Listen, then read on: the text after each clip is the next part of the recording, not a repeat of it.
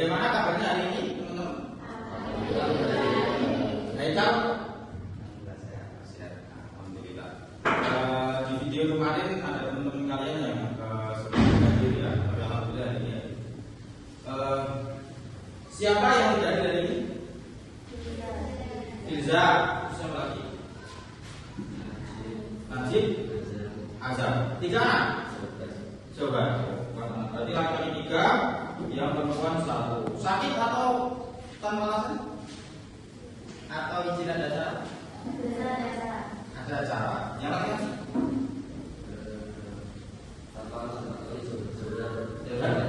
Ada. Baik, semoga nanti yang jadi bisa itu. Baik, hari ini kita akan belajar pelajaran apa? Bahasa Indonesia.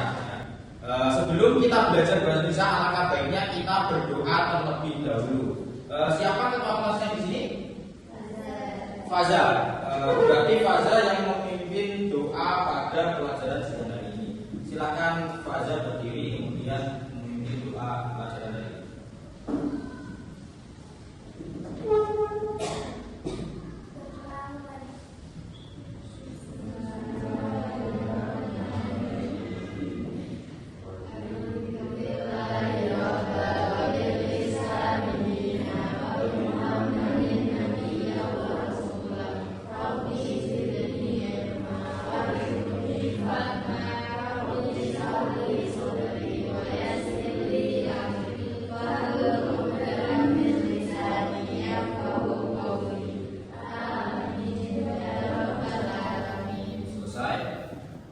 Baik, hari ini kita akan belajar tentang teks hikayat, yaitu meneladani nilai cerita lintas zaman. Apa itu hikayat, ya kan? Apa itu ciri-ciri hikayat? Kemudian kira-kira adakah nilai-nilai yang terkandung di dalam hikayat? Terus kaidah kebahasaannya seperti apa, ya kan? Sebelum saya mulai, saya akan menyampaikan tujuan pembelajaran hari ini, ya, yaitu yang pertama, peserta didik dapat mengevaluasi informasi berupa gagasan, pikiran, pandangan, arahan atau pesan dari berbagai teks hikayat, ya. Diharapkan peserta didik mampu memahami pengertian dari teks hikayat. Yang kedua yaitu peserta didik diharapkan dapat mengetahui, ya, ciri-ciri dari teks hikayat. Kemudian peserta didik juga bisa mengetahui bagaimana menganalisis kaidah kebahasaan dalam teks hikayat. Kemudian yang terakhir yaitu peserta didik mampu memahami pesan atau nilai-nilai yang terkandung di dalam teks hikayat. Nah, sebelum kita ke materi, ya, saya ingin mengingatkan kembali bahwa kemarin kita sudah belajar tentang teks anekdot. Nah, apa itu teks anekdot?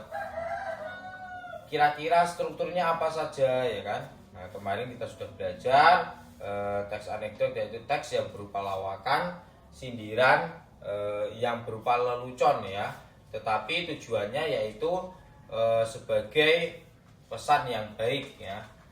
Kemudian kita sudah belajar tentang struktur teks anekdot, ya. Strukturnya yang pertama yaitu abstraksi, orientasi, kemudian krisis, ya kan, kemudian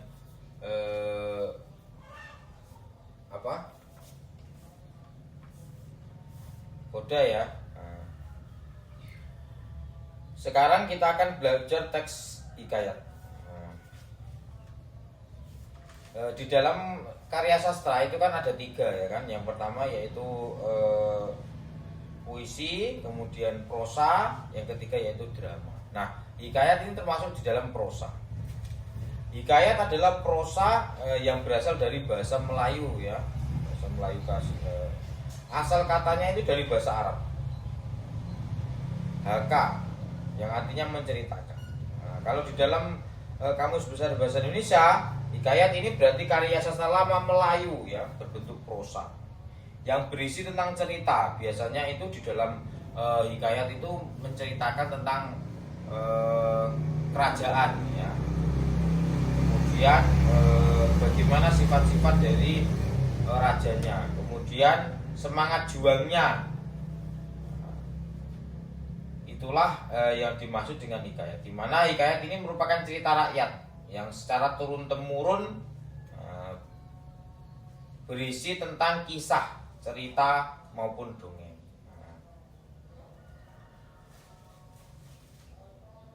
Apa tadi? Hikayat yaitu cerita Melayu klasik ya. Kemudian yang selanjutnya yaitu hikayat memiliki beberapa ciri-ciri atau karakteristik ya. Nah, kalau kalian melihat teks hikayat itu pasti akan menemukan beberapa ciri-ciri maupun karakteristik yang muncul ya. Yang pertama yaitu bersifat anonim. Maksudnya bersifat anonim itu apa ya? Tidak diketahui nama penceritanya itu siapa, nama pengarangnya itu siapa, itu tidak diketahui secara jelas ya. Kemudian yang selanjutnya yaitu mengandung hal-hal yang bersifat mustahil. Nah, maksudnya apa? Ya kan biasanya kalau di hikayat ini tidak masuk akal ya, tidak logis, tidak bisa dinalar dengan akal pikiran kita. Kemudian yang ketiga yaitu menceritakan kesaktian tokoh-tokohnya. Nah, tokoh-tokohnya ini sakti ya. Biasanya ada contoh ya, ada contoh di hikayat Sang Boma. Nah, ini si tokoh begawan Batara Nareda dan Batara Indra ini berhasil menghidupkan kembali Raden Samba Prawira. Nah, ini kan merupakan kesaktian dari seorang tokoh ya, bisa menghidupkan kembali seorang raden ya. Kemudian yang keempat yaitu bersifat istana sentris. Nah, biasanya temanya latarnya di dalam hikayat itu di kerajaan. Nah, jadi istana, kerajaan ini identik ya. Beda ketika kalian membaca cerpen. Kemudian yang kelima yaitu menggunakan banyak kata arkais.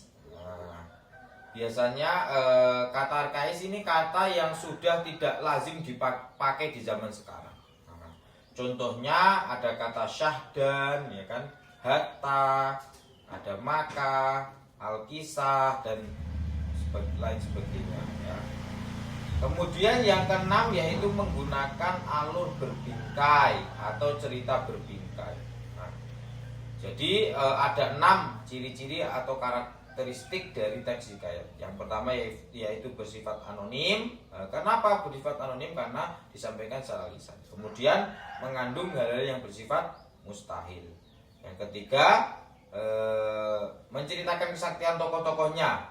Yang keempat bersifat istana sentris. Yang kelima menggunakan banyak kata arkais. Dan yang keenam yaitu menggunakan alur berbingkai atau cerita berbingkai.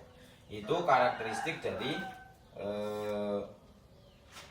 teks hikayat. Kemudian yang selanjutnya yaitu kaitannya dengan kaidah kebahasaan di dalam teks hikayat.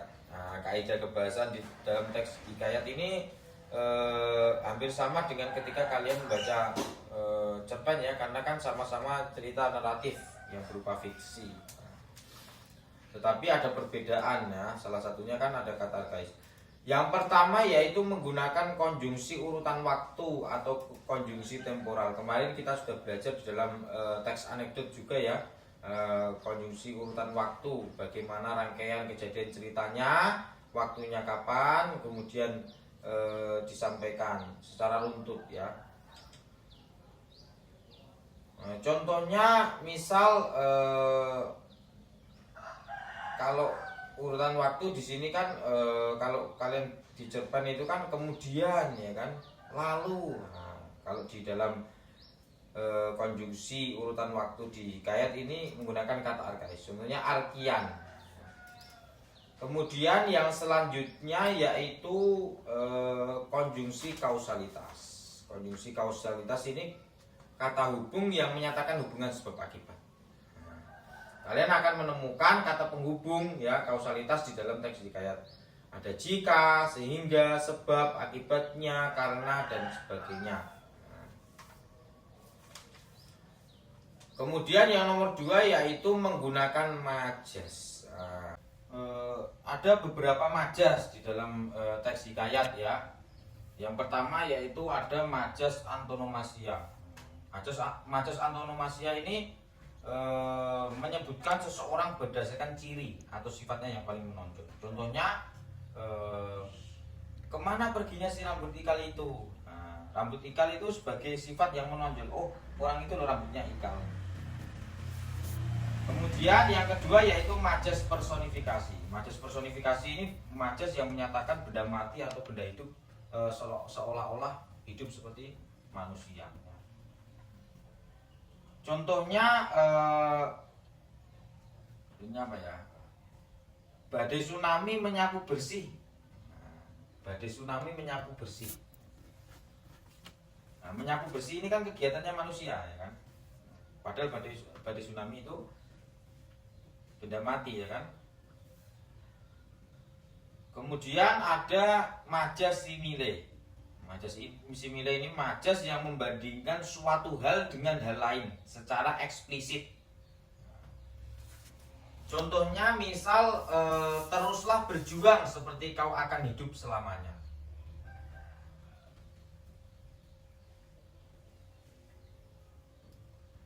Kemudian yang keempat yaitu majas metafora. Majas metafora ini majas yang menggunakan kata atau kelompok kata untuk mewakili hal lain yang bukan sebenarnya, ya kan? Majas yang menggunakan kata atau kelompok kata untuk mewakili hal lain yang bukan sebenarnya. Contohnya misal ayah dan ibu sangat menyayangi buah hatinya. Nah, buah hatinya ini kan kata yang mewakili ya kan. Padahal makna dari buah hati yaitu anak kesayangan. Kemudian yang kelima yaitu majas hiperbola. Majas hiperbola itu majas yang melebihkan sesuatu dari yang sebenarnya. Contohnya misal kata-katanya begitu menusuk hati, berlebihan ya, kata-kata kok menusuk. Baik, itu kaitannya dengan kaidah kebahasaan ya. Yang pertama yaitu ada konjungsi urutan waktu dan konjungsi kausalitas dan juga menggunakan majas ya, ada majas antonomasia, majas personifikasi, majas simile, majas metafora, dan majas hiperbola. Nah, kemudian di dalam hikayat ini karakteristiknya terlihat berbeda dengan cerpen. Walaupun di dalam hikayat ini juga ada tokoh, kemudian konfliknya, alurnya, dan sudut pandang. Yang membedakan kalau di dalam cerpen kan menggunakan alur yang berbeda-beda ya, variatif. Kalau di dalam hikayat ini menggunakan alur yang lebih kompleks. Nah, dikenal dengan alur berbingkai seperti tadi di ciri-cirinya ya. Kemudian dia juga menggunakan alur maju ya. Kemudian yang membedakan juga di dalam hikayat dengan cerpen yaitu menggunakan sudut pandang orang ketiga, yaitu orang yang menceritakan. Kalau di dalam cerpen kan menggunakan sudut pandang yang beragam ya kan. Kemudian tokohnya di dalam cerpen ini variasi. Kalau di dalam hikayat ini tokohnya kerajaan atau orang-orang yang di sekitarnya. Kemudian yang selanjutnya yaitu ketika kalian sudah membaca teks hikayat, kalian akan menemukan beberapa nilai-nilai kehidupan. Nah, nilai-nilai yang terkandung di dalam hikayat ini bisa sebagai nilai yang sangat penting dan berharga bagi di kehidupan kita ya. Yang pertama yaitu ada nilai religius atau nilai agama. Nilai religius atau agama ini nilai yang berkaitan dengan keyakinan terhadap Tuhan ya. Nah, bagaimana kita beragama ya. Bagaimana ketika kita harus berserah diri pada Tuhan ya kan, mohon ampunan ya kan. Ini akan memudahkan kita di dalam urusan kita ya. Kemudian yang selanjutnya yaitu nilai moral. Nilai moral yaitu nilai yang berkaitan dengan baik dan buruk ya, perilaku seseorang. Bagaimana kita bisa menghormati orang lain ya kan, menghormati orang yang lebih tua. Kemudian nilai sosial. Nilai sosial ini nilai yang berkaitan dengan interaksi bersama orang lain. Namanya juga sosial. Sosial kan harus bisa membedakan ya, kira-kira bagaimana ketika ada orang yang butuh bantuan ya kan, kita bantu. Kemudian nilai budaya. Nilai budaya adalah nilai yang berkaitan dengan kebiasaan masyarakat. Contohnya di dalam hikayat ini dulu kan ketika mencari jodoh itu anak raja menggunakan sayembara ya kan. Kemudian juga menentukannya berdasarkan keturunan.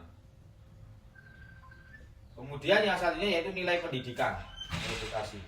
Bagaimana kita belajar ilmu agama sejak kecil ya. Ini contoh dari nilai pendidikan. Ada nilai religius, nilai moral, nilai sosial, nilai budaya, dan nilai pendidikan ya.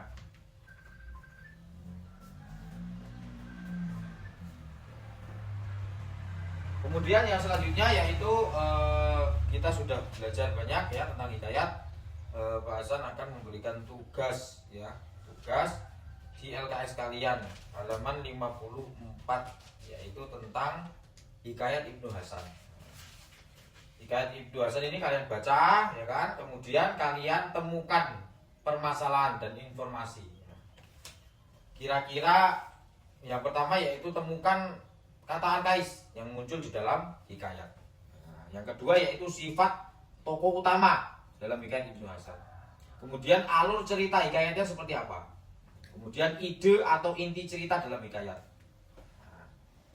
Apa tadi? Yaitu yang pertama yaitu tentang apa yang muncul kata arkaisnya, kemudian sifat tokoh utama, alur cerita, dan ide atau inti cerita.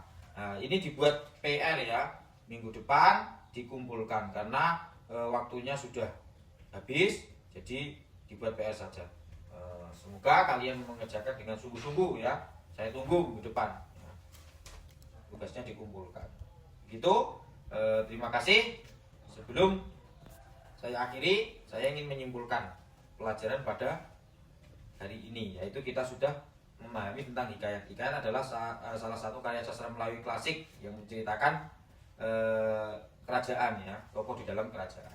Kemudian ada beberapa cirinya, yaitu bersifat anonim, kesaktian tokoh, kemudian kemustahilan ya kan, alurnya berbingkai, kemudian banyak terdapat kata arkais.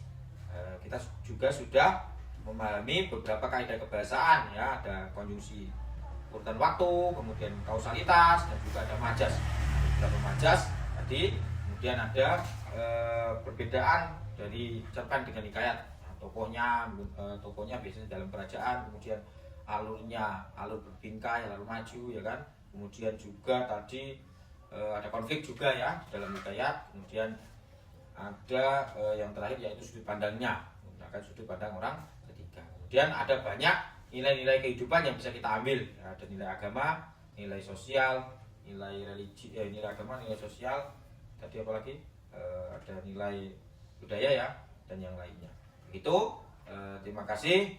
Saya akhiri. Wassalamualaikum warahmatullahi wabarakatuh. Waalaikumsalam warahmatullahi wabarakatuh.